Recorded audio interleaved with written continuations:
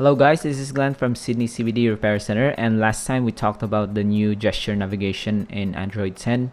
So if you have your smartphone upgraded to Android 10, you might want to try out the gesture navigation because it simplifies the way you interact with your device by swiping in different directions. So tip that I'm going to share with you right now is when you want to switch between apps.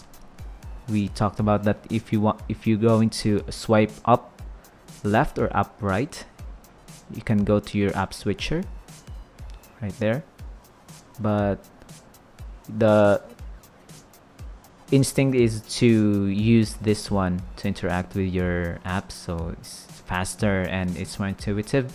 But you can also do it like here. So if you want to switch it slower, you can have that, because right here you can also achieve that, but it mostly zips along the apps that you have used. Right here you can just do it like that, but it's mostly in secret. Yeah, so when you go home, swipe upwards. And if you like this tip and tricks video, you can subscribe to Sydney CBD Repair Center, and if you want to have your smartphone repaired, just contact us in the details below. And till next time guys, cheers.